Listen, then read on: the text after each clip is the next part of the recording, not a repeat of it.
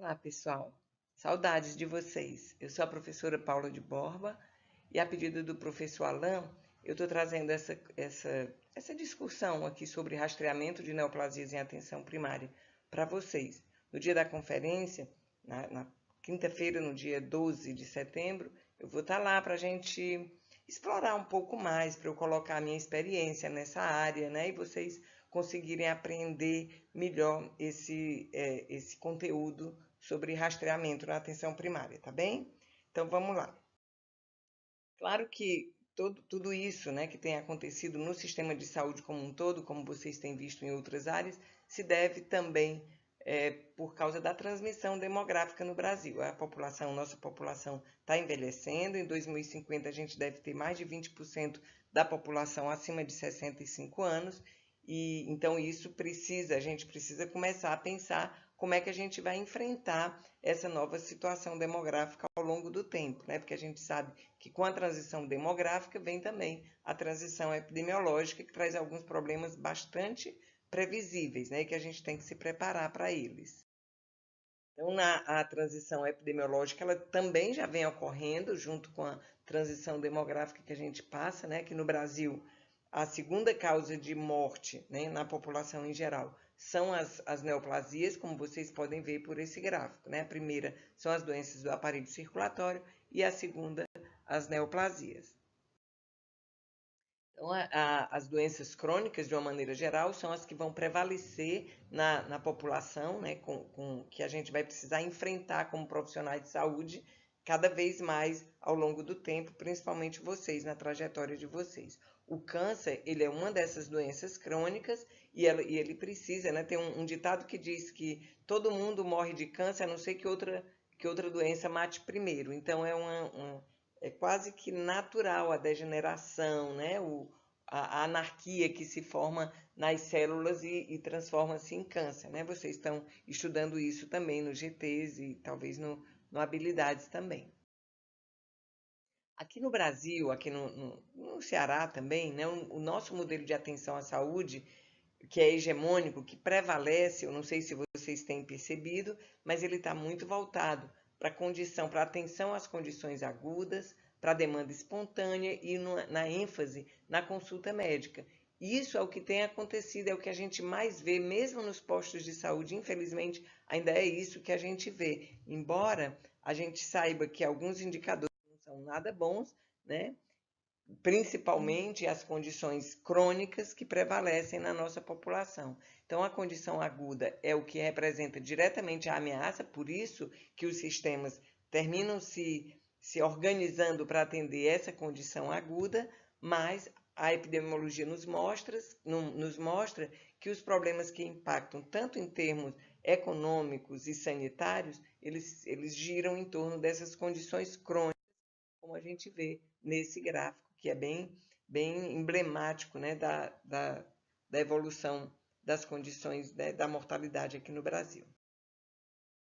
Lembram isso não é um gráfico, isso dessa figura, né, que a gente viu lá no primeiro semestre, né, na década de 70, lá longe, o ministro do Canadá, ele identificou que as doenças que mais matavam a população jovem, que matavam precocemente os jovens, eram causadas, tinham relação com esses determinantes da saúde, que tinham a ver com o meio ambiente, com o comportamento e estilo de vida, com a biologia humana e também com o acesso ao serviço de saúde. Eu trouxe essa figura novamente para a gente lembrar que o acesso ao serviço de saúde ele é extremamente importante e é onde a gente pode, nós profissionais de saúde, podemos ter uma governabilidade maior, né, na organização desse serviço, porque os outros são mais abrangentes, a gente não deve menosprezar esses outros determinantes, mas esse é aquele que tem uma relação mais direta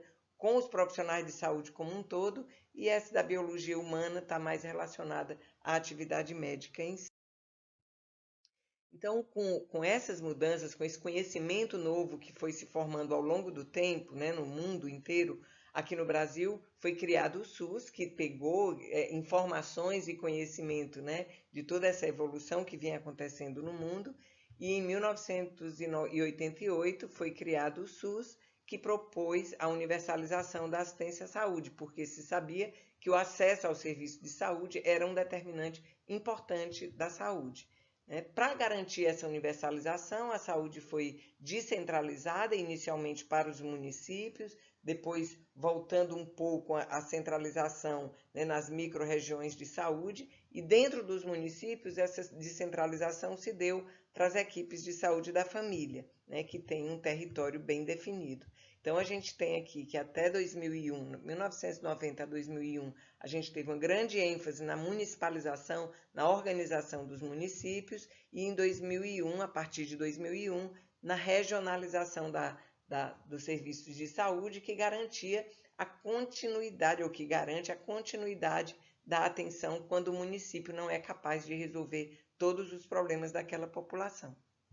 Então, hoje, essa regionalização ela está organizada no que a gente conhece hoje como redes de atenção à saúde, ou a rede é uma só. Aqui no estado nós temos uma rede de atenção à saúde, que começa na atenção primária e vai até a atenção terciária, passando por todos os serviços de apoio diagnóstico e terapêutico. Tá? Então, isso é o que a gente conhece como rede de atenção à saúde. A municipalização, como eu disse para vocês, começou em 1990, em 94 foi criado o Programa de Saúde da Família, que tinha como características principais a territorialização, a descrição da clientela, o entusiasmo, a aprendizagem com o fazer, né? Naquela época a gente não tinha muitos instrumentos, muitas ferramentas que hoje nos guiam de uma forma muito clara, né, para o que a gente precisa fazer. Trouxe um impacto muito grande em municípios de pequeno porte, principalmente. Teve e tinha e tem dificuldades com o financiamento, e os grandes centros são sempre os mais difíceis de serem trabalhados, embora eu acho que não sejam impossível, porque nos países desenvolvidos, nas áreas mesmo de população maior, funciona de uma forma bastante satisfatória a atenção primária. Os princípios ordenadores da atenção primária, dentre outros, eu destaco aqui a coordenação, que é exatamente a capacidade de garantir a continuidade da atenção, com o reconhecimento dos problemas que precisam de segmento constante. E vocês vão ver que as neoplasias, elas têm que estar aí dentro desse contexto, porque elas são e devem ser diagnosticadas na atenção primária e daí ser encaminhada devidamente para os níveis de atenção que possam resolver aqueles problemas. Na organização do serviço na atenção primária, a programação das atividades, elas devem se embasar primeiro nas prioridades definidas nas políticas de saúde. Isso é importantíssimo, nunca tirem isso na cabeça, não cheguem numa unidade querendo dizer assim, eu acho que é bacana trabalhar, né, sei lá, uma coisa que não tem nada a ver com as políticas públicas, mas só porque você gosta, então você acha que tem que fazer isso. Em primeiro lugar, a gente tem que definir aquilo que é prioridade, que foi identificado através de estudos epidemiológicos, né, da prevalência dos problemas na população. A gente tem que olhar para as condições locais, a gente tem que ter instrumentos para acompanhamento do grupo de risco. Eu quero aqui destacar esses dois pontos, né, que é a prioridade das políticas definidas, políticas de saúde, e a instrumentalização para o acompanhamento dos grupos de risco, porque com essa instrumentalização é possível também eu fazer o monitoramento mensal com todos os membros da equipe. Vocês vão ver como a gente vai discutir. No SUS, os principais grupos de risco, eles incluem as mulheres, que vocês já viram no AS3, incluindo as gestantes, as crianças, os adultos, e aqui os adultos incluem vários aspectos adultos, desde a saúde do trabalhador, que vocês estão vendo agora, como as neoplasias, que vocês também estão vendo, como a vida reprodutiva, que vocês vão ver também, né, e alguns outros aspectos, a hipertensão, diabetes, ou seja, o controle das doenças crônicas e o câncer, as neoplasias estão incluídas aí dentro.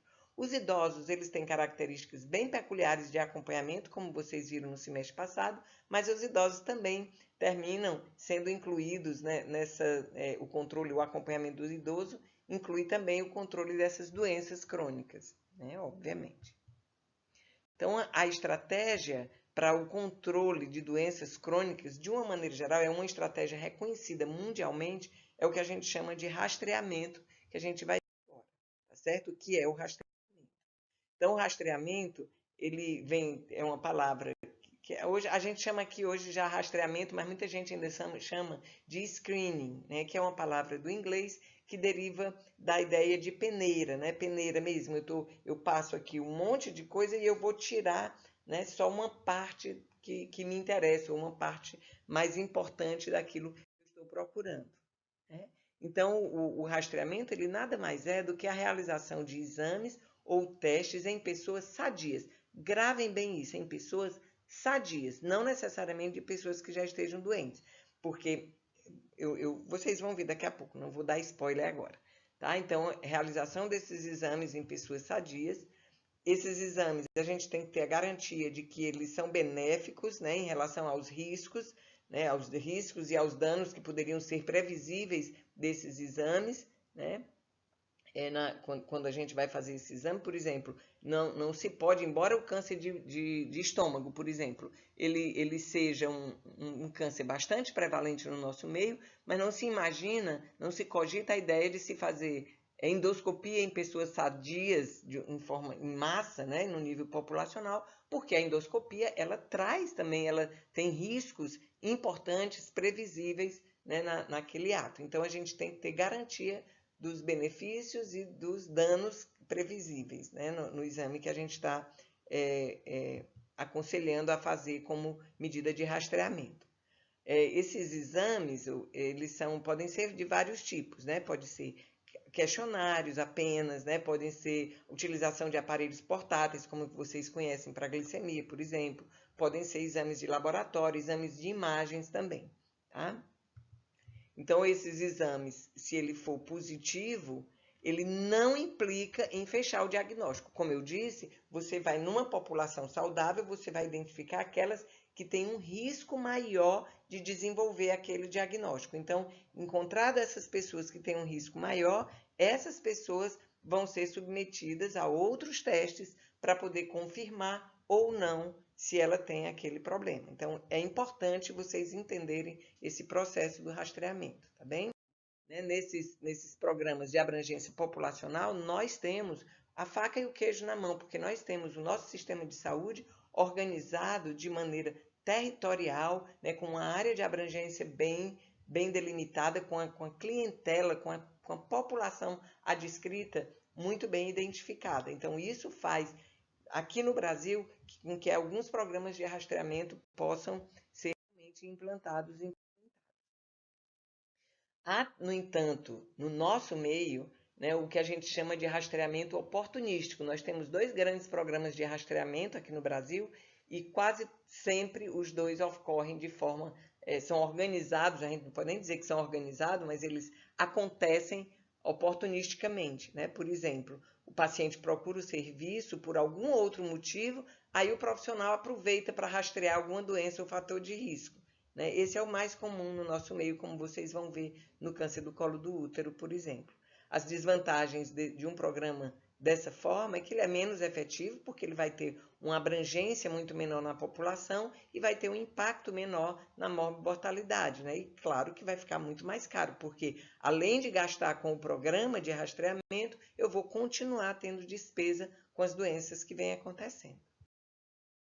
Então, um aspecto importante num programa de rastreamento, e lembrem agora, quando a gente fala de programa de rastreamento, sempre são programas bem organizados de rastreamento, que a gente tem que garantir o acesso, a agilidade no resultado dos exames e na informação desses resultados para os pacientes, né? Tem que ter evidência científica de que aquele programa, aquele rastreamento, né, ele pode ser efetivo para diminuir a mortalidade e ter um programa de informação, um sistema de informação muito bem implantado.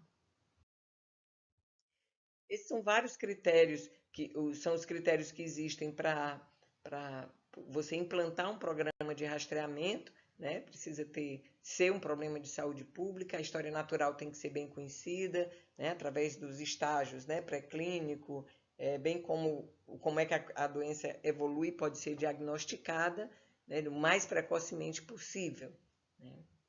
Enfim, existem esses critérios, eles e eu posso garantir a vocês que os 2 programas que a gente tem no Brasil para rastrear neoplasias, eles cumprem bem esses critérios. Depois vocês podem até checar, né? Novamente, quando vocês conhecerem bem esses programas, vocês podem vir aqui nessa apresentação e checar esses critérios. Bem?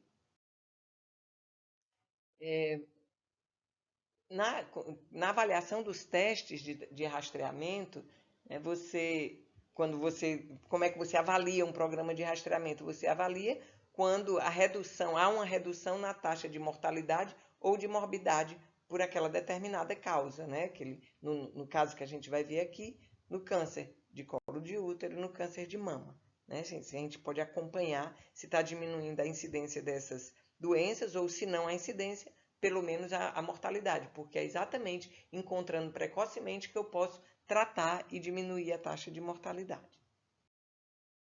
Aqui é um trabalho que foi feito já há algum tempo, mas ele mostra claramente o impacto da triagem por citologia na redução da incidência do câncer do colo do útero. Né? É bem notório quando você vê essa linha azul é a linha do Reino Unido. Né? Ele implantou o programa de rastreamento, né, há um tempo, não muito tempo antes de ser implantado aqui no Brasil, como um programa organizado de rastreamento. Claro que tem viés, porque nessa época desse estudo a gente estava muito no começo ainda desse programa, né? Mas vocês veem que a incidência do câncer de colo do útero, ele começa aqui e no Reino Unido, mais ou menos começa a aumentar, aí em torno entre 25 e 30 anos é que a gente nota essa curva subindo de uma forma mais acentuada. Né? Existem casos em pessoas mais jovens, mas a maior parte vai aí depois de 20 anos, 25 anos que começa a incidência. E aí no Reino Unido o que acontece? Com o programa de rastreamento você vê que essa incidência ela se mantém em níveis mais ou menos, né, regulares, né, ao longo da idade, ao longo dos anos, e aqui no Brasil o que a gente vê é a curva em ascensão, ou seja, os casos continuam acontecendo com uma incidência ainda muito alta. Então, isso mostra um pouco da desorganização do nosso sistema, do nosso programa de rastreamento. Do ponto de vista de evidência mundial, internacional, existe evidência para combater câncer, existe evidência que programas de rastreamento podem ser efetivos em mulheres para detectar o câncer do colo do útero, né? Esse é um nível de evidência A, né? E a partir onde rastrear, em qual população rastrear, mulheres sexualmente ativas. Isso são informações internacionais da evidência que existe. De mama, existe evidência de que você rastrear, através da mamografia, mulheres com idade entre 50 e 74 anos a cada 2 anos, há um grau de recomendação B para a implantação desse programa. Colo e reto, a pesquisa de sangue oculto nas fezes de 50 a 75 anos também tem um bom nível de evidência, né, com um grau de recomendação A. No entanto, a gente não conseguiu ainda implantar aqui no Brasil pelas dificuldades logísticas e talvez financeiras de implementar esse programa. Existem estudos sobre a evidência de que o autoexame da cavidade bucal pode prevenir o câncer de boca, ou pelo menos prevenir a mortalidade por esse câncer através da sua detecção precoce. No entanto, ainda não tem estudos, não fecharam, né, a evidência e o grau de recomendação para esse tipo de rastreamento. Aqui eu trago para vocês a evolução. Se lembram que é importante que a doença ela tenha, de uma forma clara, seja conhecida a história natural e você saber onde e quando você agir para poder fazer a detecção e evitar aquela doença. O câncer do colo de útero é perfeito a evolução, né, a história natural dessa doença. Essa aqui é uma imagem do colo do útero saudável, né, sadio, mesmo sem nenhuma lesão. E aí você tem que ter, para desenvolver o câncer, a gente tem que ter um vilãozinho, que eu acho que todos vocês conhecem já, que é o vírus, o HPV. Hoje já está mais do que comprovado que o câncer do colo do útero ele só se desenvolve se tiver a presença do HPV. Isso foi uma grande descoberta da década de 80. Né? Então, o HPV ele entra no epitélio normal, mas ele, de uma maneira geral, ele resolve, ele clareia, ele limpa, ele sai, ele sofre uma autocura mais de 90% das vezes, né, dos casos. No entanto, às vezes ele se transforma numa infecção incidente de uma infecção incidente, ele se transforma numa infecção persistente. Então, nesse caso, quando ele se torna persistente, e isso leva anos para poder ele começar a desenvolver lesões que começam a ser visíveis, né, no que o Papa Nicolau, né, conseguiu identificar numa série de bateria que ele fez para através do exame que a gente chama de citopatológico cervical, né? Então são células, são lâminas que você prepara e você vê e você começa a ver essas alterações acontecendo. Então, tanto a infecção por HPV como uma lesão de baixo grau é possível ver no exame citopatológico. Se essa infecção, a maioria dessas infecções e dessas lesões de baixo grau, elas vão se resolver também espontaneamente, sem que a gente precise fazer nada. Porém, se essa infecção for persistente ainda, aí você tem as lesões de alto grau e o câncer de colo uterino invasivo. Então, o tempo que decorre entre a infecção inicial de HPV, a persistência dessa infecção e o desenvolvimento dessas lesões, até chegar numa lesão de alto grau ou no câncer, ela pode demorar até 10 anos. Então, a gente tem tempo de sobra para rastrear e detectar ainda no início qualquer uma dessas lesões, certo? Então, as diretrizes do rastreamento do câncer do colo do útero no Brasil, conhecendo essa história natural e a evidência mundial para isso, aqui no Brasil se definiu por várias razões, né? Dentre elas, o fato de que o início da vida sexual nas mulheres aqui no Brasil gira em torno, em média, né, dos 14 anos de idade, e que 10 anos se passam para que um câncer possa acontecer numa mulher infectada por HPV, se estabeleceu o período de 25 a 64 anos. Né? As mulheres nessa idade devem se submeter a um exame de citopatologia cervical a cada ano. Né? Esse exame é conhecido como teste de Papa Nicolau, porque foi esse cientista que desenvolveu esse exame. Né? Deve fazer o segmento, né? O exame sem alteração, ela repete o exame novamente no próximo ano, e se continuar sem alterações no segundo ano seguido, ela pode até esperar 3 anos para fazer um novo exame. Tá? As lesões, elas são bem classificadas, tem um algoritmo perfeito nas diretrizes, eu vou mostrar para vocês onde vocês podem ver isso. Né? As lesões que são chamadas de AS, que são lesões indefinidas, né? São alterações que você não pode identificar precisamente, né, no tecido, no epitélio escamoso. Então, esses exames você repete em 6 meses. Se a lesão é de alto grau ou maior, você encaminha imediatamente para um serviço especializado. Só para vocês terem ideia da factibilidade disso, em torno de apenas 5% das mulheres que fazem o citopatológico vão apresentar alguma lesão, alguma alteração no exame. Então, de 100, só 5 precisarão ser encaminhadas. Provavelmente até menos, talvez só 2, porque 3 provavelmente vão estar com lesões de baixo grau e você pode, no próprio serviço da atenção primária, aguardar 6 meses, repetir novamente e muitas delas vão ter desaparecido. No câncer de colo de mama, não existe um esquema bem delimitado para isso, mas já existe uma classificação internacional que a gente chama de classificação de Bihartz, que também ele prevê, ele indica o desenvolvimento de lesões mais iniciais, né, ou mais avançadas. Né? Então, existe essa classificação do Bihartz, que depois vocês veem, e isso também permite ao médico tomar ações em tempo hábil para resolver o problema do câncer de mama daquelas mulheres.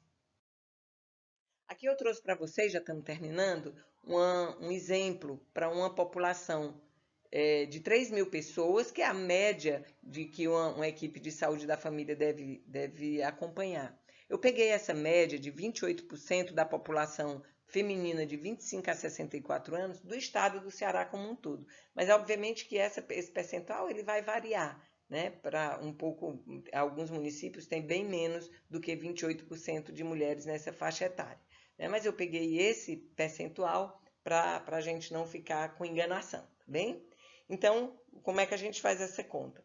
3 mil pessoas, se 28% são mulheres de 25 a 64 anos, então eu vou ter nessa população 840 mulheres. Né? No Brasil, o programa de rastreamento do câncer do colo do útero, ele diz que o município deve ter uma meta anual de 0,33 mulheres, a razão, né? Ou seja, você vai fazer 1/3 das mulheres nessa faixa etária a cada ano, porque você vai passar 3 anos para poder cobrir 100% dessa população. Então, no primeiro ano, você faz 1/3 dessa população, né? Aí, ou seja, você precisa ver por ano, 840 vezes 33%, você vai ver 277, vai precisar fazer o exame em 277 mulheres numa equipe por ano, né? Se cada equipe tem 277, desculpas, tem em média 4 agentes de saúde, se você divide 277 por 4, você vai ter 69 mulheres por agente de saúde por ano. Então, se eu dividir esse número por 11, porque 11 meses, porque o agente de saúde tem um mês de férias, o agente de saúde vai precisar agendar na unidade de saúde 6 mulheres por mês, né? Mesmo que você tenha, você tenha 4 agentes de saúde, são 4 semanas, uma equipe vai fazer 6 Papa Nicolais ou 6 exames citopatológicos, 6 prevenções, como queiram chamar, por semana. Não é? Porque são 4 equipes. Então, esse é um número absolutamente factível. Hoje, talvez, se faça muito mais sem fazer uma boa cobertura desse câncer do colo do útero. Quando a gente tiver pessoalmente, eu posso dar mais detalhes a vocês, tá certo? E vocês veem se em 3 anos a gente pode fechar os 100% dessa população e a tendência ainda é de diminuir, né? Já que a maioria vai repetir esse exame só a cada 3 anos, né? 95% das mulheres vão fazer nos 2 primeiros anos, mas depois vão passar até 3 anos sem precisar fazer, né? A mesma conta a gente pode fazer, eu não coloquei aqui, para o câncer de mama, que é uma população menor, porque são mulheres apenas de 50 a 69 anos, e é bem mais tranquilo, a gente conversa sobre isso pessoalmente, tá bem? Aqui é um instrumento, lembram que lá atrás no slide eu dizia que a gente precisa ter prioridades, né? Que o câncer de colo de útero aqui no Ceará é o terceiro que mais mata mulheres no nosso estado. O primeiro é o câncer de mama, então isso é uma prioridade de política pública, e aqui é um exemplo de um instrumento que a gente pode fazer com os agentes de saúde para o acompanhamento dessas mulheres. Então, o agente de saúde vai pegar uma folhinha dessa, né? Numa folha A4 dá para colocar quase 30 mulheres, né? Lembram que são 69 por agente de saúde. Então, ele escreve o nome dessas mulheres, porque ele tem o cadastro de todas elas, né? Coloca a data do exame, pode fazer de lápis, como a gente faz na imunização, né? E aí marca lá na equipe, lá na unidade de saúde, a paciente faz o exame e ele anota o resultado, se foi normal ou alterado. Se foi normal, ele só diz a ela, ou se quiser pode encaminhar para o profissional dizer isso, que está normal e que ela volte daqui a 1 ano para repetir esse exame, né? E se for alterado, ela vai para a unidade de saúde e a unidade de saúde vai referenciar para atenção secundária, para um serviço de ginecologia, para fazer uma colposcopia ou uma biópsia ou outro procedimento necessário.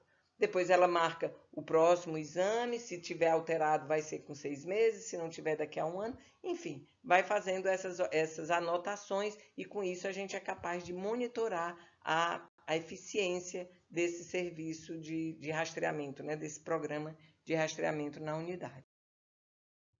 Para fazer o manejo dessas condições crônicas, isso aqui é a literatura internacional que nos mostra, a gente precisa ter essas políticas e os recursos comunitários, né, políticas públicas e os recursos comunitários. A gente precisa ter um serviço bem organizado, a gente tem que dar suporte para o autocuidado. Eu espero que vocês ainda lembrem que o suporte principal para o autocuidado é a informação que nós temos a obrigação de passar para as pessoas, né, para a nossa população. Tenho que desenhar assistência, né, ou seja, fazer isso que a gente fez como é que eu vou atender todas as mulheres que precisam fazer a prevenção, né, fazer essa contazinha e instrumentalizar os profissionais da área, né? Eu tenho que ter suporte para a tomada de decisões, e isso a gente tem tanto para o câncer de mama como para o câncer do colo de útero, a gente tem os programas. Às vezes as pessoas das unidades elas se confundem e ficam achando que o programa é uma coisa separada da atenção natural à população da minha área, e aí às vezes querem só saber se tem muitos exames feitos naquele programa e se esquecem de ver se todas as mulheres estão fazendo, porque o que há principalmente no exame de prevenção do câncer do colo do útero, são mulheres que fazem o exame 3, 4 vezes no ano e outras que nunca fazem, e são essas que continuam morrendo com câncer de colo do útero. E o sistema de informação clínica. Minha gente, vocês precisam conhecer, quando vocês forem no IPC, eu vou mostrar para vocês o programa de informação sobre câncer de colo de útero e de mama, né, de rastreamento. Chama Ciscan. Se vocês tiverem curiosidade, já podem ir vendo o que é. Ele juntou o Ciscolo com o Cismama e virou Ciscan. É um programa muito legal para a gente conhecer. Aqui são para vocês procurarem, entrarem na internet, dá para vocês baixarem esse livro, né, das diretrizes brasileiras para o rastreamento do câncer do colo do útero. Ele está bem, ele tem uma publicação agora de 2014, ele é bem atualizado e tem também o programa, vocês podem procurar de Programa de Controle do Câncer de Mama, do INCA, que também diz todas as diretrizes para o acompanhamento, o rastreamento do câncer de mama. Tá bem? Eu acho que era isso que eu tinha para trazer para vocês. E eu espero que a gente possa conversar bastante, tá bom? Um beijo.